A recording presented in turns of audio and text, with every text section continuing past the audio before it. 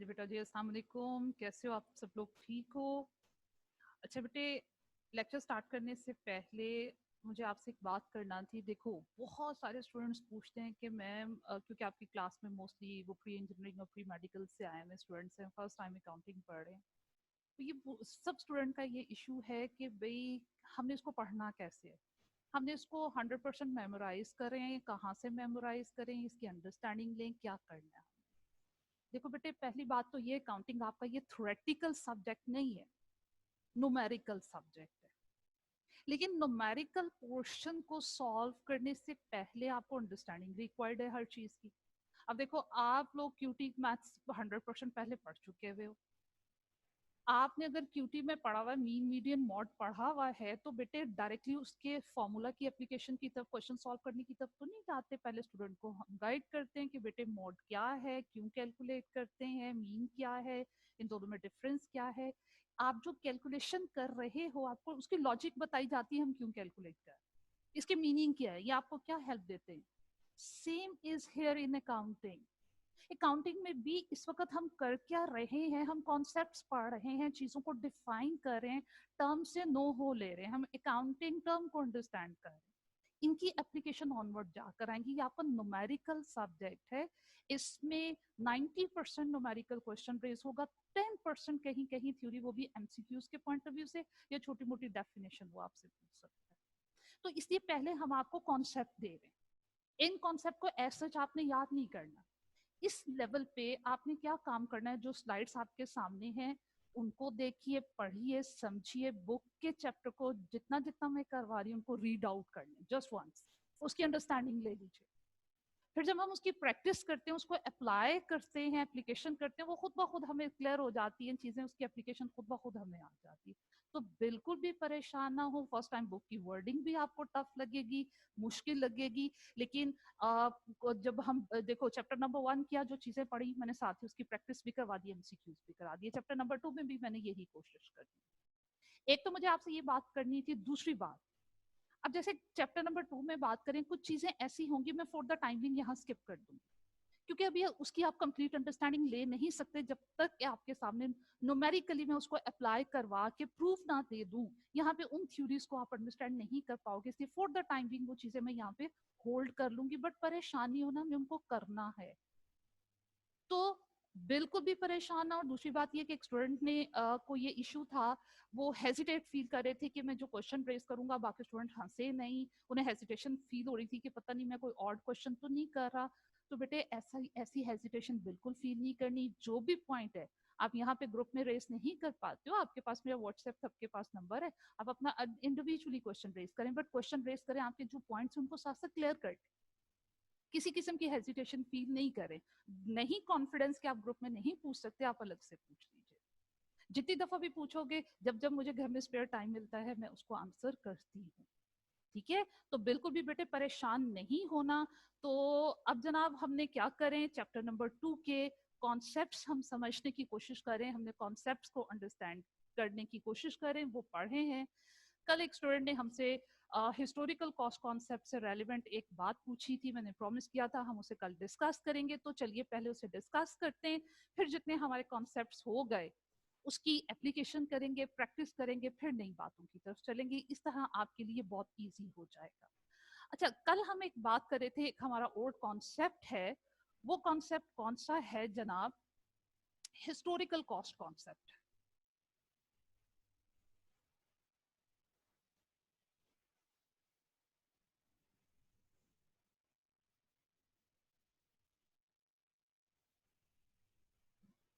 Historical cost concept को हम पहले डिस्कस करें। ये क्या है जनाब? इसको सिंपल कॉस्ट कॉन्सेप्ट भी कहते हैं। ये कॉन्सेप्ट एसेट की वैल्यूएशन से रेलेवेंट है कि जनाब हमने क्या करना है, बुक्स ऑफ अकाउंट्स में एसेट्स को लिखना है, लाइबिलिटीज को लिखना है, रेवेन्यूज की अमाउंट्स को लिखना है, एक्सपेंसेस की अमाउंट को लिखना है, एसेट्स को किस वैल्यू पे लिखें। तो भाई इस कॉन्सेप्ट ने हमें कहा एसेट को उनकी कॉस्ट प्राइस पे लिखिए। अब कॉस्ट प्राइस क्या है? जिस प्राइस पे आपने उसको परचेज किया है प्लस उसके परचेजेस, एक्सपेंसेस। मैंने जनाब एक व्हीकल परचेज की है, 20 लाख उसका दिया, प्लस उस पे मेरे इनिशियल एक्सपेंडिचर्स हो गए 2 लाख के, वो गाड़ी मुझे 22 लाख में पड़ी। मैंने परचेज प्राइस में 2 लाख के जनाब कैपिटल इनिशियल एक्सपेंडिचर्स ऐड कर दिए। अब कैपिटल एक्सपेंडिचर्स क्या हैं कुछ हम जानते हैं, फर्दर भी उसकी एप्लीकेशन आई। तो परचेज प्राइस में परचेजेस एक्सपेंसेस हमने ऐड किए, लीजिए एसेट की कॉस्ट आ गई। मैंने क्या किया, व्हीकल को इस प्राइस पे लिख दिया।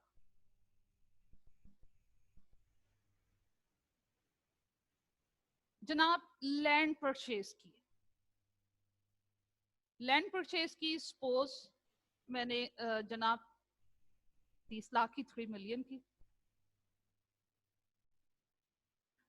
अब जितने में परचेज किया, जो मुझे टोटल एक्सपेंसेस बियर करना पड़े, मैंने परचेज प्राइस में परचेजेस एक्सपेंसेस ऐड किए, मेरे पास एसेट की कॉस्ट आ गई। इस कॉस्ट प्राइस पे मैंने अपने एसेट्स को बुक्स ऑफ अकाउंट्स में लिख दिया। क्यों लिखा, मुझे हिस्टोरिकल कॉस्ट कॉन्सेप्ट कहता है एसेट की वैल्यूएशन कॉस्ट प्राइस पे कीजिए। कब तक, अब जनाब ये मैंने खरीदे थे suppose 5 years before. After 5 years क्या हुआ, व्हीकल नए नए मॉडल्स आ रहे मार्केट में, ये व्हीकल पुराना हो गया, कुछ यूज कर लिया। अब इसकी जो वैल्यू मार्केट में रह गई हुई है, मेरे पास वैल्यू, सपोज वो इस वक्त क्योंकि बहुत पुरानी चले जनाब, वो किसी जमाने में बेलिनो यूज होती थी, अब उसका पुराना मॉडल था, वो अब मार्केट में अगर बिकेगा तो जनाब 5 लाख में बिकेगा। लैंड की प्राइसेस अप होती हैं, लैंड की प्राइस बढ़ी और बढ़ के किस पे चली गई, लैंड की प्राइस चली गई जनाब मेरे पास 100 मिलियन की। अब क्या करें, फाइनेंशियल स्टेटमेंट्स हम बना के अपने एंड यूजर्स को, स्टेक होल्डर्स को क्या इंफॉर्मेशन दे रहे हैं। हम जब इनकम स्टेटमेंट बना रहे हैं तो हमारी करंट प्रॉफिटेबिलिटी सिचुएशन क्या है, मेरे करंट रेवेन्यूज और मेरे करंट एक्सपेंसेस क्या है, मैंने करंट ईयर में कितना रेवेन्यू प्रॉफिट अर्न किया, वो इंफॉर्मेशन हम अपने यूजर्स को बताते हैं after preparing the with the help of income statement. Balance sheet मेरी फाइनेंशियल पोजीशन को शो करती है, इस वक्त मेरे रिसोर्सेज की वर्थ क्या है। 5 साल पहले मैंने व्हीकल खरीदा, वो 22 लाख का मुझे पड़ा, जमीन खरीदी 30 लाख की पड़ी, लेकिन 5 साल के बाद अब उनकी वैल्यू चेंज हो चुकी है। अगर मैं हिस्टोरिकल कॉन्सेप्ट को ही सिर्फ फॉलो करूं तो मुझे क्या करना है कि जनाब इनको 22 लाख और 30 लाख में ही अपनी बैलेंस शीट में शो करते रहना है। लेकिन होगा क्या, अब ये मेरे यूजर्स को मिसगाइड करेगी ये इंफॉर्मेशन कि जनाब मेरे यूजर्स देखेंगे कि करंटली अगर वो मेरी बिजनेस पोजीशन को असेस करना चाहेंगे और ओल्ड वैल्यूज पे ही मैंने अपने एसेट्स को लिखा हुआ है, तो जनाब मेरे बैलेंस शीट शो कर रही होगी कि जनाब इतनी वैल्यू के एसेट हैं, जबकि एक्चुअल में मेरे एसेट्स की वैल्यूज चेंज हो चुकी हैं। अब अगर इन्हें मार्केट में बेचा जाए या फर्दर खरीदा जाए, उनकी ये वर्थ है। तो जनाब मेरी बैलेंस शीट को अगर मैं पुरानी वैल्यूज पे ही एसेट को शो कर रही हूँ, तो वो मेरी करंट फाइनेंशियल पोजीशन को शो नहीं करेगी। मेरी करंट फाइनेंशियल पोजीशन क्या है, मेरी करंट रिसोर्सेज, मेरे करंट वेटेज कितनी है बिजनेस के रिसोर्सेज की, वो करंट इंफॉर्मेशन जो है वो मेरे एंड यूजर्स तक नहीं आ रही। इसलिए फिर क्या करना पड़ता है, यहाँ पे एक कॉन्सेप्ट हमें अप्लाई करना पड़ता है, और वो नया कॉन्सेप्ट क्या है, रियलाइजेशन कॉन्सेप्ट। रियलाइजेशन कॉन्सेप्ट के अकॉर्डिंगली आईएएस ने हमें फ्लेक्सिबिलिटी दी है कि जनाब एक स्पेसिफिक टाइम पीरियड के बाद जब आपके एसेट्स की वैल्यूज परमानेंट बेसिस पे चेंज हो जाएं, रिवर्स नहीं हो सकती, तो आप अपने बिजनेस की करंट पोजीशन को, एक्चुअल पोजीशन को शो करना चाहते हैं, तो आप अपने एसेट्स की वैल्यूज को रीवैल्यू कर लें। आप अपने एसेट्स को रीवैल्यू करके नई वैल्यू पे अपनी रिसोर्सेज को बैलेंस शीट में मेंशन करें। इस प्रोसेस को हम कहते हैं रीवैल्यूएशन। रिवैल्यूएशन में हम करेंगे क्या, अंडर रियलाइजेशन कॉन्सेप्ट। अब देखो मैं यहाँ पे एक और चीज को रिलेट कर रही हूँ। कंसिस्टेंसी कॉन्सेप्ट में हमने एक बात पढ़ी थी कि जनाब हमने एक दफा कोई मेथड अडॉप्ट कर लिया, एक दफा जो वैल्यू मेंशन कर दी हुई है, मार्केट गोइंग कंसर्न में भी हम गोइंग कंसर्न को भी इसके साथ कोरिलेट करते हैं कि जनाब उस कंसर्न में पड़ा कि एसेट जिस प्राइस पे खरीदे हुए उसी प्राइस पे हम मेंशन करेंगे। हमने जनाब एसेट को इनडेफिनेट टाइम पीरियड के लिए रन करना है, बेचना नहीं है, इसलिए मार्केट वैल्यू से हमें लेना देना नहीं है। तो यहाँ पे लेकिन अगर उसे फिर एक और चीज जो हमने वहां पे डिस्कस की थी कि जनाब कंसिस्टेंसी कॉन्सेप्ट में हमने पढ़ा था कि कंसिस्टेंट रहना है, क्विकली चीजों को चेंज नहीं करना। हाँ, सम टाइम ऐसी वैलिड रीजंस हो जाती हैं जिन्हें हमें आईएएस अलाउ करता है कि जनाब ऐसी वैलिड सिचुएशन में आप सिनेरियो को, वैल्यूज को चेंज कर सकते हो। तो जनाब उसमें यहाँ इम्प्लीमेंट करेंगे हम रियलाइजेशन कॉन्सेप्ट को। यहाँ हम क्या करेंगे कि जनाब मुझे अब मालूम है कि व्हीकल की वैल्यू 5 लाख से नहीं बढ़ेगी, कम ही होगी ऑनवर्ड। एसेट की वैल्यू अब 100 मिलियन पे चली गई है, ये डिक्रीज नहीं करेगी, इंक्रीज ही करेगी। तो करंट स्ट्रेंथ को शो करने के लिए मैं अपने व्हीकल को और लैंड को न्यू वैल्यूज पे शो करवाऊंगी, अपने एसेट्स को रीवैल्यू कर लूंगी। ये रियलाइजेशन कॉन्सेप्ट है। अच्छा, अब देखिए बेटे, जितने कॉन्सेप्ट्स हमने पढ़े, हम पहले जनाब इनकी प्रैक्टिस करते हैं, फिर ऑनवर्ड कॉन्सेप्ट्स की तरफ चलेंगे। उसके लिए देखिए जनाब, आपके पास एग्जाम्पल, हाँ जी, हाफिज हामिद का क्वेश्चन लीजिए।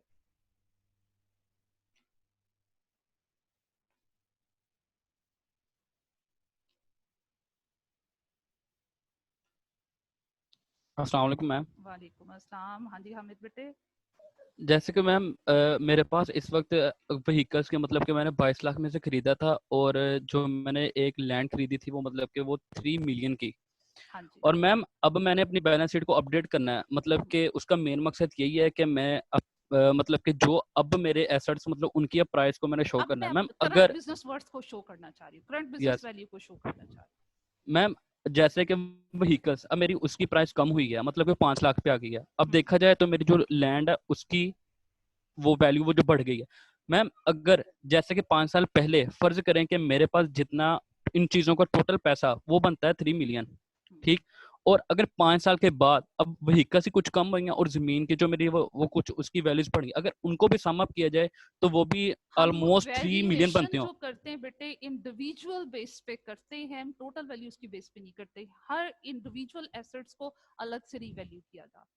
कुछ एसेट्स की हमको वैल्यूज बढ़ चुकी होती हैं, कुछ की कम हो चुकी होती हैं, कुछ की प्राइसेस बढ़ा लेंगे, कुछ की कम कर लेंगे। मैम रिवैल्यूएशन अपवर्ड भी होती है, डाउनवर्ड भी होती जी मैम यही पूछना चाह रहा हूँ कि ऐसे 5 साल से पहले जो मेरी वैल्यूज मतलब कि सम अप बनता था, वो अगर 5 साल के बाद भी कुछ वैल्यूज कम होने के बाद या बढ़ने के बाद वो भी उतनी ही बने, तो हमें अपडेट करनी चाहिए अपनी है। नहीं, बैलेंस फिर शीट तो को कि अगर नहीं? तो नहीं, इतनी ज्यादा चेंज नहीं आया हुआ, ठीक है, वो जी इमेटीरियल सा चेंज आया हुआ है। मटेरियलिटी कॉन्सेप्ट भी पढ़ा ना, अगर तो इमेटीरियल चेंज आया हुआ है वो हमारे लिए ऑब्जर्वेबल नहीं, हम उसको इग्नोर नहीं मैम, करते हैं। जैसे कि व्हीकल्स और लैंड के आपने एग्जांपल दिया, अब व्हीकल में तो काफी ज्यादा उसमें वो चेंजेस आई हैं, हाँ, वो और भी तो कह रहे लैंड हैं में ना, अगर पॉसिबल है कि व्हीकल, मैंने एग्जांपल ही ऐसी गाड़ी की दी है जिसका मॉडल अब चलता ही नहीं है, ऑब्सोलीट हो जी, जाते हैं ना, आउट ऑफ डेट हो जाते हैं। जब आउट ऑफ डेट कोई चीज हो जाती है, ऑटोमेटिकली पुराने मॉडल की प्राइस कम हो जाती है, क्योंकि उसकी तो हम डिमांड कम हो जाती है।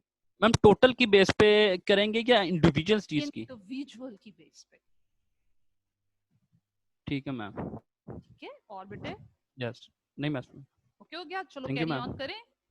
Yes ma'am. चलो बेटा, अब हम अपनी स्लाइड्स की तरफ आते हैं। जितने कॉन्सेप्ट्स पढ़े हैं वो हमें कैसे पूछेगा, हमने कैसे सॉल्व करना है, उसकी प्रैक्टिस करते हैं, फिर न्यू पॉइंट्स की तरफ चलेंगे। देखो आपके सामने एक एग्जांपल है एबीसी एंटरप्राइजेस की। क्वेश्चन की रिक्वायरमेंट क्या है, आपने ट्रांजैक्शन को पढ़ना है और रेलेवेंट अकाउंटिंग कॉन्सेप्ट या प्रिंसिपल को आइडेंटिफाई करना है कि जनाब ये ट्रांजैक्शन किस कॉन्सेप्ट के अकॉर्डिंगली हमें सॉल्व करनी है, टैकल करनी है। आपको क्वेश्चन ऐसे आएगा। दो तरह के हमने एसेट्स पढ़े बेटे, current assets and non current assets. Non current assets को हम फिक्स्ड एसेट्स भी बोलते हैं, ठीक है। यहाँ पे टर्म यूज की हुई है फिक्स एसेट्स की। फिक्स एसेट्स को हमें शो करना है at cost less accumulated depreciation. Assets की वैल्यूएशन कॉस्ट प्राइस पे होगी। जब इतना पढ़ा यहीं से हमें क्लिक हो गया कि जनाब ये हिस्टोरिकल कॉस्ट कॉन्सेप्ट है।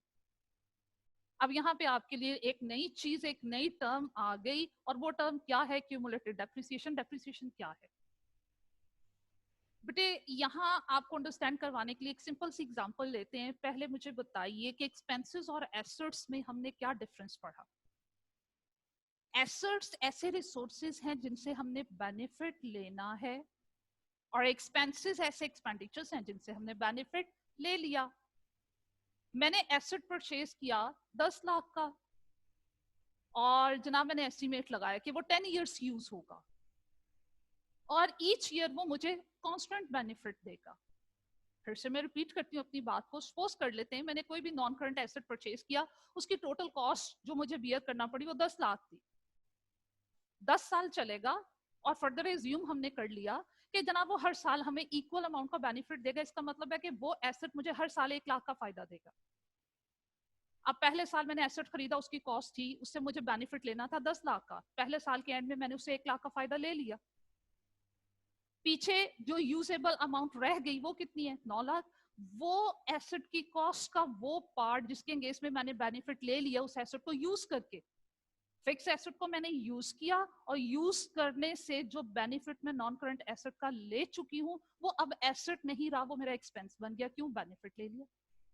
अब नॉन करंट एसेट की कॉस्ट का वो पोर्शन जिससे हम बेनिफिट ले चुके हुए होते हैं वो एक्सपेंस बन जाता है। उस एक्सपेंस का नाम है डेप्रिसिएशन।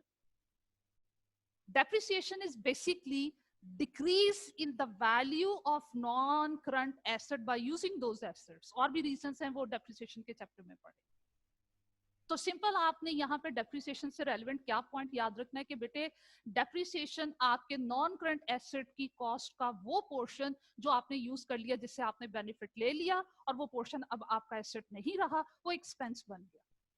तो फिर हम करते क्या है, हम नॉन करंट एसेट को तो बैलेंस शीट्स में लिखते हैं। एसेट्स हमारे बैलेंस शीट में है, कितनी वैल्यू के, जितनी वैल्यू से हमने बेनिफिट लेना है। तो जितना बेनिफिट ले लिया, हम नॉन करंट एसेट की वैल्यू बैलेंस शीट में से कम करते हैं, वो एक्सपेंस बन चुका, इसलिए हम उसे इनकम स्टेटमेंट में ले जाएंगे, और उस एक्सपेंस का नाम है डेप्रिसिएशन। यहाँ पे वर्ड यूज किया हुआ, टर्म यूज की हुई है एक्यूमुलेटेड की। एक्यूमुलेट का मतलब होता है सम अप करना, ऐड करना। हम डेप्रिसिएशन के लिए एक अकाउंट ओपन कर लेते हैं जिसका नाम रखा है क्यूमुलेटेड डेप्रिसिएशन। इसमें हर साल की डेप्रिसिएशन का एक्सपेंस ऐड करते चले जाते हैं, जिसमें प्रीवियस तमाम सालों की डेप्रिसिएशन को आपने ऐड कर लिया हुआ है। बेटे उस अकाउंट का नाम है एक्यूमुलेटेड डेप्रिसिएशन। तो जनाब ये हमारा कौन सा कॉन्सेप्ट है? फिक्स एसेट्स को आपने कॉस्ट प्राइस पे मेंशन करना है, ये आपका हिस्टोरिकल कॉन्सेप्ट है, हिस्टोरिकल कॉस्ट कॉन्सेप्ट।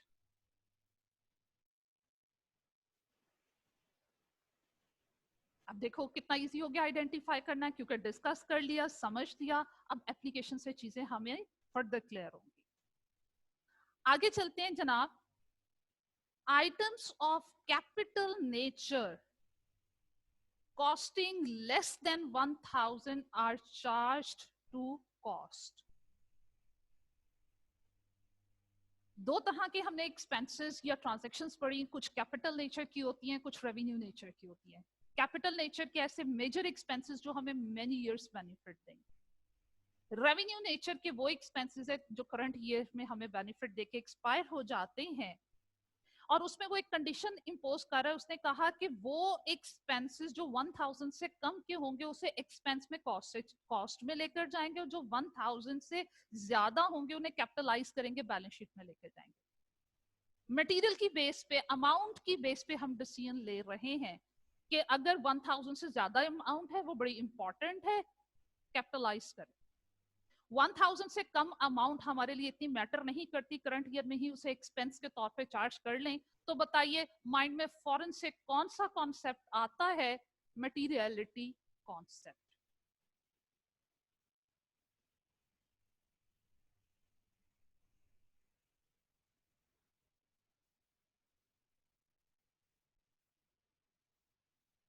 जी बेटे, स्टॉक इन ट्रेड ये वर्ड यूज होता है उन गुड्स के लिए जिनकी हम तिजारत करें, जिनको खरीद रहे हैं, बेच रहे हैं, जो हमारा बिजनेस है।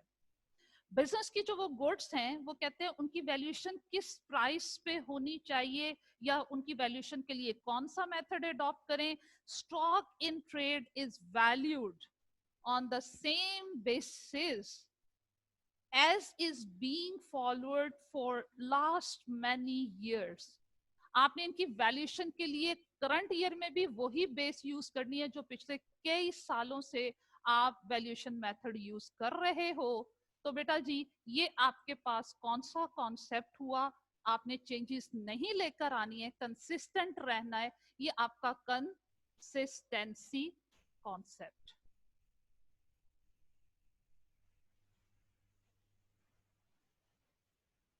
ये स्लाइड्स पे राइटिंग कुछ ऐसी ही आएगी, ब्लैंक पेज पे क्लियर होती है। फिर उसके बाद है बेटा appropriate provision is made for bad and doubtful debts। जब यहाँ डेट्स की बात करेंगे, वो डेट्स जो हमें कस्टमर की तरफ से रिसीव होने हैं, जो कस्टमर की तरफ से पैसे आने हैं, आपने उधार बेचा है, चीज दे दी, पैसे नहीं आए, कस्टमर की तरफ आपका डेट ड्यू हो गया। अब बताइए कौन सा कॉन्सेप्ट है जो हमें कहता है कि भाई बैड डेट्स को भी रिकॉर्ड कीजिए जो एक्चुअल में कॉस्ट आपका इंकर्ड हो गया, इसके अलावा एक्सपेक्टेड लॉसेस को भी रिकॉर्ड कीजिए। ये कौन से कॉन्सेप्ट के अंडर हम ये काम करते हैं? ये हमारा कॉन्सेप्ट होता है प्रूडेंस कॉन्सेप्ट।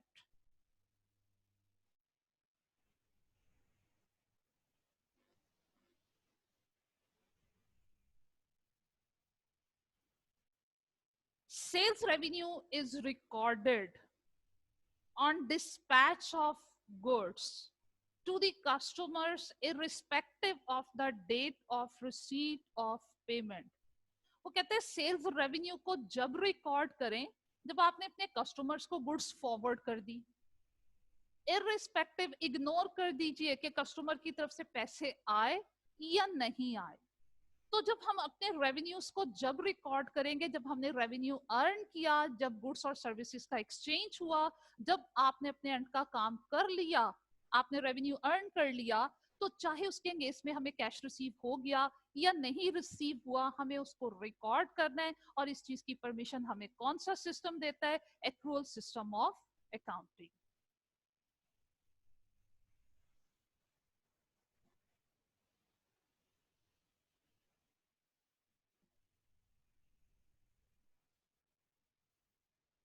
जी बेटे अब ये क्या चीज है? Cost of sales.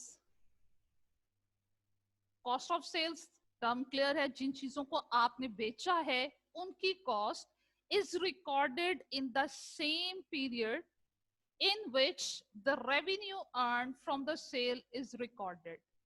कहते हैं जिस टाइम आपने चीजें बेची, आपको पैसे आए या नहीं आए, रेवेन्यू आपने अर्न कर लिया, सेल्स रेवेन्यू।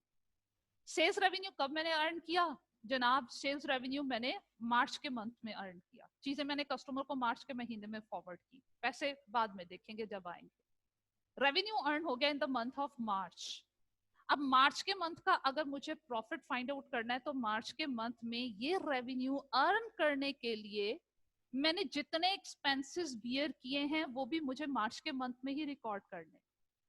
भाई इस रेवेन्यू को अर्न करने के लिए, चीजें बेचने के लिए, मार्च के महीने में चीजें बेचने के लिए, रेवेन्यू अर्न करने के लिए मुझे क्या एक्सपेंस करना पड़ा?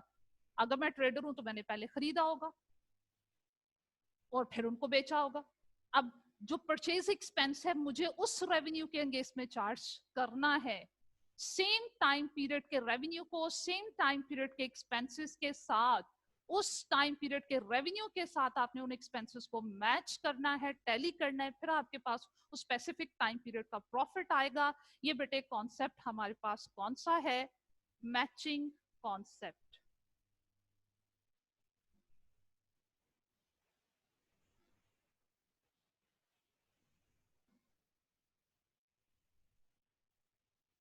चले बेटे अब रिवीजन हुई होगी, आपको आइडिया भी हो गया होगा कि अकाउंटेंसी में थ्योरेटिकली वो आपसे क्वेश्चन कैसे पूछेगा, इन कॉन्सेप्ट्स की रिकग्निशन करवाएगा। तो चलिए एक और क्वेश्चन सॉल्व करें, कुछ थोड़ी सी और प्रैक्टिस कर लेते हैं जनाब। इस क्वेश्चन की तरफ चलें।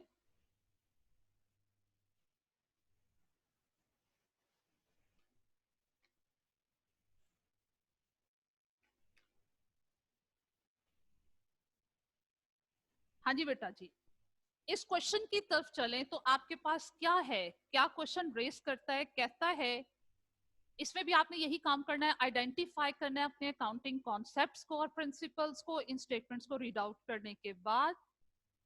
Identify the accounting concepts and principles on which the following statements are based and give one example of each. कहते हैं expenses are, पहले identification करते हैं, expenses are recognized on the basis of direct association between the cost incurred and the earning of specific item of the income. जनाब आपने जो item cell किया उससे जो रेवेन्यू जनरेट किया है, उस रेवेन्यू को जनरेट करने के लिए आपको जितने भी एक्सपेंसेस बियर अप करने पड़े हैं वो एक्सपेंसेस भी आप रिकॉर्ड करें, उन एक्सपेंसेस को रिकॉग्नाइज करें और रिकॉर्ड करें। ये कौन सा कॉन्सेप्ट है आपका बेटे, अभी लास्ट क्वेश्चन में भी डिस्कस किया, वो कॉन्सेप्ट कहलाता है आपका मैचिंग कॉन्सेप्ट।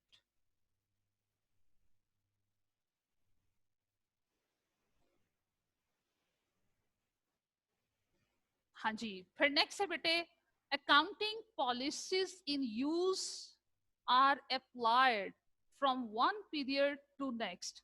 आपने जो भी अकाउंटिंग प्रैक्टिसेस या प्रिंसिपल्स एक दफा अडॉप्ट कर लिए वो ऑनवर्ड टाइम पीरियड में भी आप वही यूज करोगे। ये कॉन्सेप्ट कौन सा है आपका जनाब, कंसिस्टेंसी कॉन्सेप्ट।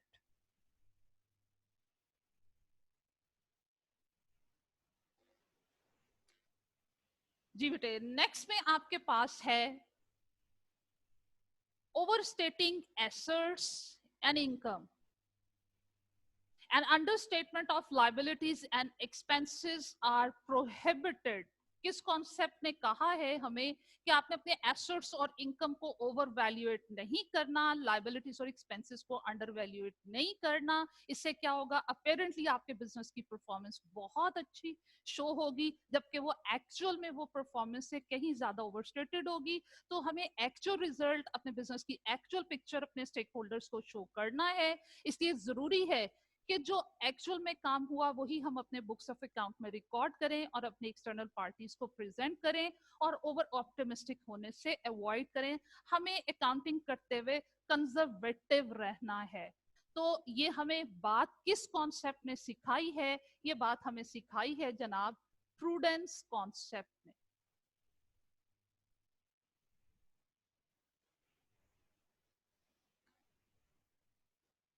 जी बेटे, नेक्स्ट में है revenue and other income are recognized when they are earned। हम इनकम को कब रिकॉर्ड करेंगे, जब हमने अर्न किया।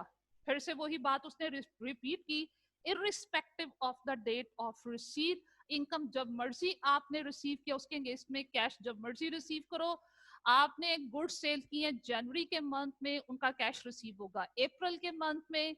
अगर मैं उसे ट्रांजैक्शन को रिकॉर्ड करती हूँ in the month of April जब कैश रिसीव किया, तो मैं कौन सा अकाउंटिंग सिस्टम फॉलो कर रही हूँ, कैश सिस्टम ऑफ अकाउंटिंग, जिसने हमें क्या सिखाया कि जनाब हमने ट्रांजैक्शन को कब रिकॉर्ड करना है, at the time of exchange of cash. जब कैश आपने रिसीव किया या कैश आपने पे किया, एट दैट टाइम आप उस ट्रांजैक्शन को रिकॉर्ड करोगे। ये सिस्टम हम अपनी बुक्स ऑफ अकाउंट में फॉलो नहीं करते, हम एक्रूअल सिस्टम ऑफ अकाउंटिंग को लेकर चलते हैं, जिसने कहा रेवेन्यूज अर्न कर लिए तो जब रिकॉर्ड करें, एक्सपेंसेस इंकर्ड हो गए जब रिकॉर्ड करें, कैश के एक्सचेंज को फॉर द टाइम बिंग आप इग्नोर करें। इसका मतलब है कि जनाब हम क्या कर रहे हैं, हम एक्रूअल सिस्टम को फॉलो कर रहे हैं।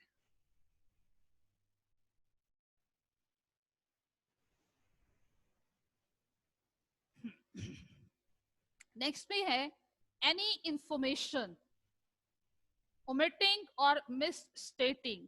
कोई भी इंफॉर्मेशन ओमिट का मतलब होता है भूल गए या गलत लिख दी, जिसका आउटकम हमें क्या मिला, मिस स्टेट कर दिया, गलत लिख दी, और विच कुड इन्फ्लुएंस, उससे होगा क्या, आपके फाइनेंशियल स्टेटमेंट के जो यूजर्स हैं, स्टेक होल्डर्स हैं, जिन्हें बिजनेस से रेलिवेंट इंफॉर्मेशन चाहिए, आपकी गलती की वजह से क्या हुआ, उनका डिसीजन गलत हो गया और आपने इस चीज को डिस्क्लोज भी नहीं किया, उनका डिसीजन चेंज हो गया, उनका डिसीजन रॉन्ग हो गया।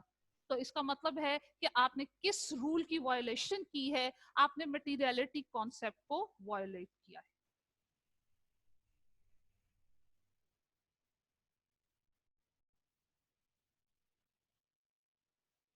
जी जनाब, देखें बेटे, इसके बाद आपको थोड़ा सा क्लियर हो गया होगा कि इन कॉन्सेप्ट्स की आपने एप्लीकेशन कैसे करनी है।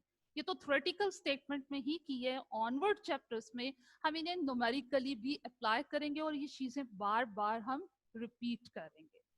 अच्छा जनाब, अब फिर से दोबारा से आते हैं हम अपनी ब्लैंक शीट की तरफ। कुछ फर्दर न्यू बातें हम डिस्कस कर लें, कुछ पुरानी बातों से स्टार्ट करेंगे। देखो बेटे, अकाउंटिंग एलिमेंट्स हमने डिस्कस किए थे।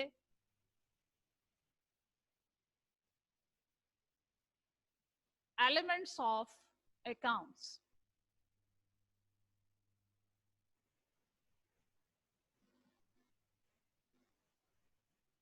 5 एलिमेंट्स डिस्कस किए। Assets, liabilities, capital, revenue and expenses.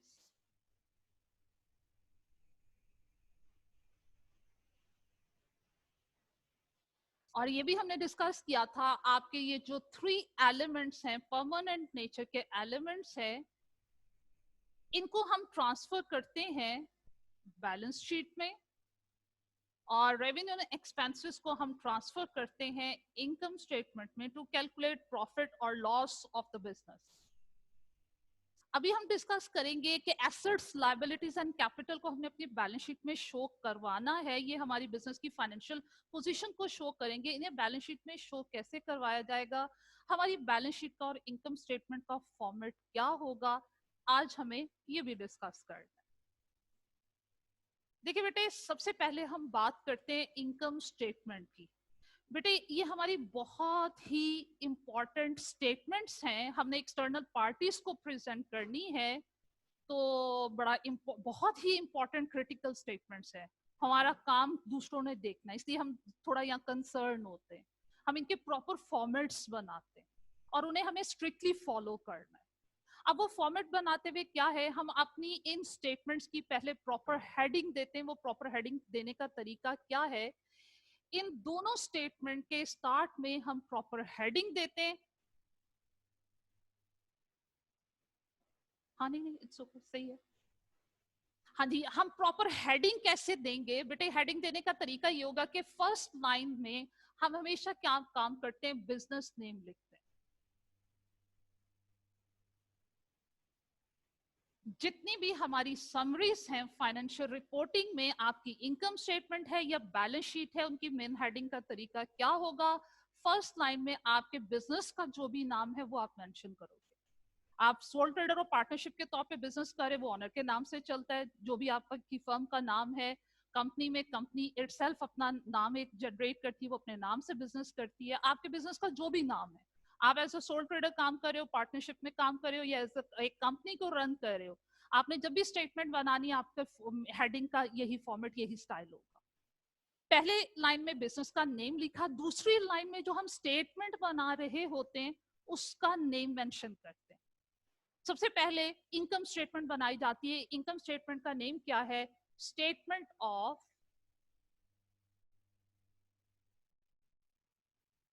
Comprehensive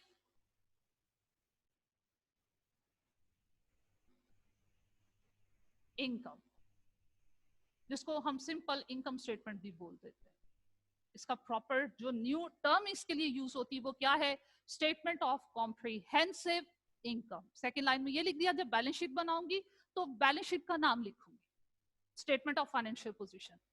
third line में हम जिस स्पेसिफिक टाइम पीरियड के लिए स्टेटमेंट्स बना रहे हैं वो स्पेसिफिक टाइम पीरियड लिखा जाता है। बेटे, जितनी भी हम अकाउंटिंग इंफॉर्मेशन प्रेजेंट करते हैं, अकाउंट्स में जितनी स्टेटमेंट्स बनाते हैं, वो एक स्पेसिफिक टाइम पीरियड को कवर अप कर रही हो। तो यूजुअली एक्सटर्नल रिपोर्टिंग के लिए जो स्पेसिफिक टाइम पीरियड होता है वो 1 ईयर का होता है। आपकी स्टेटमेंट फुल ईयर को कवर अप कर रही हो, तो थर्ड लाइन में आपने वो स्पेसिफिक ईयर का नेम लिखना है। कैसे लिखोगे, थर्ड लाइन पे आप लिखोगे फॉर द ईयर एंडेड, और जो भी स्पेसिफिक ईयर हुआ उसका नेम यहां लिखते हैं। जैसे लिख देते हैं जनाब, हमारा है 30, लास्ट ईयर था 31 दिसंबर 2019, ये लिख दिया। हमारा लास्ट ईयर क्लोज हो रहा था, बिजनेस ईयर क्लोज हो रहा था 31 दिसंबर 2019, थर्ड लाइन में टाइम पीरियड लिख दिया। उसके बाद ये स्टेटमेंट की फॉर्म में बनती हैं। पहला कॉलम आपका होगा हमेशा पर्टिकुलर्स का, रेफरेंस का,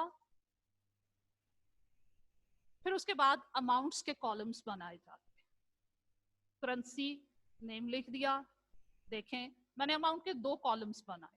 जो कॉलम पहले बनाया इसका नाम क्या है? Inner column.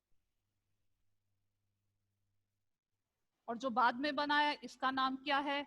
Outer column. क्यों बनाए 2 कॉलम्स? इनर कॉलम डिटेल के लिए होता है। आउटर कॉलम में जो हमारे मेन हेडिंग्स होती हैं, मेन अकाउंट टाइटल्स होते हैं, उनका टोटल लिखते हैं। अब कैसे लिखेंगे ये देखो। हमने अपनी इनकम स्टेटमेंट में सबसे पहले रेवेन्यूज को लिखना है। अब बेटे रेवेन्यू, सेल्स रेवेन्यू, चीज बेचते हैं। कौन सी अमाउंट यहां लिखी जाएगी? Net amount. Net amount means वो सेल्स रेवेन्यू जिसमें से देखो आप चीज कस्टमर को बेचते हो, समटाइम कस्टमर की स्पेसिफिकेशन के अकॉर्डिंगली नहीं होती, खराब हो जाती है, आपको कस्टमर वापस भी कर देता है, वो सेल्स रिटर्न्स हैं। आपने क्या करना है यहाँ पे रेवेन्यूज में, अगर आपको सेल्स रेवेन्यू के केस में सेल्स रिटर्न्स भी गिवन है तो आप क्या करोगे? आपने सेल्स रेवेन्यू या सिंपल रेवेन्यू की अमाउंट इन अ कॉलम में लिखी, फिर उसमें से सेल्स रिटर्न्स को माइनस किया, सेल्स की अमाउंट में से सेल्स रिटर्न्स को माइनस किया, लाइन लगाई, मार्जिन लगाया, और जहां पे लाइन लगाई वहीं पे आउटर कॉलम में ये नेट सेल्स की अमाउंट लिखी। देखो आउटर कॉलम में मैंने टोटल लिखा, नेट अमाउंट लिखी, नेट सेल्स की अमाउंट, जो चीजें बेचने के एंगेज में नेट रेवेन्यू मुझे जनरेट हुआ। क्योंकि अगर ये पहले वाला ग्रॉस रेवेन्यू 100 का था, 20 की चीजें कस्टमर की तरफ से वापस आ गई, तो एक्चुअल में मैंने रेवेन्यू कितने का अर्न किया? 80 का, वो आपके आउटर कॉलम में जाएगा। अब सेल्स रिटर्न्स माइनस कर लेने के बाद हमारे पास ये अमाउंट आती है बेटे, इस अमाउंट को हम बोलते हैं नेट सेल्स। और वो सेल्स की अमाउंट जिसमें से अभी रिटर्न्स आपने माइनस नहीं की हुई, ये कौन सी सेल्स है? Gross sales. अब हम उसके बाद क्या करते हैं? नेट सेल्स में से माइनस करते हैं कॉस्ट ऑफ सेल्स, बी से कहते हैं, या कॉस्ट ऑफ गुड्स सोल्ड। जो चीजें हमने बेची हैं उनसे जो रेवेन्यू जनरेट हुआ है, इस रेवेन्यू को जनरेट करने के लिए जितने आपने एक्सपेंसेस इंकर्ड किए वो माइनस करें। मैचिंग कॉन्सेप्ट अप्लाई करें। मैंने 100 चीजें बेची, मुझे रेवेन्यू जनरेट हुआ 1000 का। 1000 का रेवेन्यू जनरेट करने के लिए मुझे पहले 700 की वो चीजें खरीदनी पड़ी। मैंने 700 की चीजें खरीदी, 1000 में बेच दी। 700 का जो परचेज एक्सपेंस है वो मेरा क्या है? कॉस्ट है उन चीजों की जिनको मैंने बेचा। आपने उस कॉस्ट का कंपैरिजन करना है उन गुड्स के सेल्स रेवेन्यू के साथ। तो देखिए मेरे पास प्रॉफिट आ गया, 700 की चीजें खरीदी, 1000 में बेच दी, मेरे पास प्रॉफिट कितना है? 300 का। कैसे आएगा? जो चीजें मैंने बेची, मैंने उनके सेल्स रेवेन्यू में से उसकी कॉस्ट को माइनस कर दिया, तो लीजिए जनाब ये मेरे पास आ गया प्रॉफिट, और इस प्रॉफिट को मैंने नाम दिया ग्रॉस प्रॉफिट। ग्रॉस उसको कहते हैं जिसमें से कुछ माइनस करना हो। ये मेरा नेट प्रॉफिट नहीं, मैंने इसको ग्रॉस प्रॉफिट का नाम दिया, इसका मतलब स्टिल मुझे इसमें से कुछ डिडक्ट करना है, कुछ माइनस करना है। भाई क्या माइनस करना है? देखो बिजनेस में बहुत से एक्सपेंसेस हैं other than purchases of goods. आपने चीजें खरीदी, उनको बेचने के लिए बड़े सारे एक्सपेंसेस करने पड़े। आपने कैरेज का एक्सपेंस बियर किया, कस्टमर को चीजें भिजवाई, आपने एडवर्टीजमेंट का खर्चा किया, कोई आपका ऑफिस रेंट पे था, रेंट का एक्सपेंस था, गुड्स की इंश्योरेंस करवाई हुई थी, आपके परचेजेस के अलावा भी बहुत सारे एक्सपेंसेस थे। तो उन एक्सपेंसेस को हम इनडायरेक्ट एक्सपेंसेस कहते हैं, या फिर यहाँ पे आपने एक चीज याद रखनी है कि उन एक्सपेंसेस को हम कहते हैं expenses related with the selling of goods. Goods को आप अगर ट्रेडर हो तो चीजें खरीद रहे हो, खरीदने से जो रेलेवेंट एक्सपेंसेस हैं वो CGS का पार्ट बनेंगे। सीजीएस ऑनवर्ड एब्रीवेशन यूज होगी कॉस्ट ऑफ गुड्स सोल्ड के लिए, हम इसको सीजीएस कॉमनली बोलते हैं। CGS stand for cost of goods sold, या समटाइम इसे सिंपल कॉस्ट ऑफ सेल्स बोल दिया जाता है। तो जनाब, आपकी गुड्स जिनका आप बिजनेस कर रहे हो, उनको परचेज, अगर मैं ट्रेडर हूँ, एज अ ट्रेडर काम कर रही हूँ, रेडीमेड आइटम खरीदती हूँ, आगे बेचती हूँ, खरीदने पे जो मेरे एक्सपेंसेस हुए हैं वह हैं, वो एक्सपेंसेस आएंगे आपके सीजीएस में। और बेचने के लिए मुझे जितने भी एक्सपेंसेस करना पड़े, उनको हम सिंपल एक्सपेंसेस का या ऑपरेटिंग एक्सपेंसेस का नाम देते हैं बेटे, वो हम ग्रॉस प्रॉफिट में से माइनस करते हैं जब हमारे पास नेट प्रॉफिट आता है।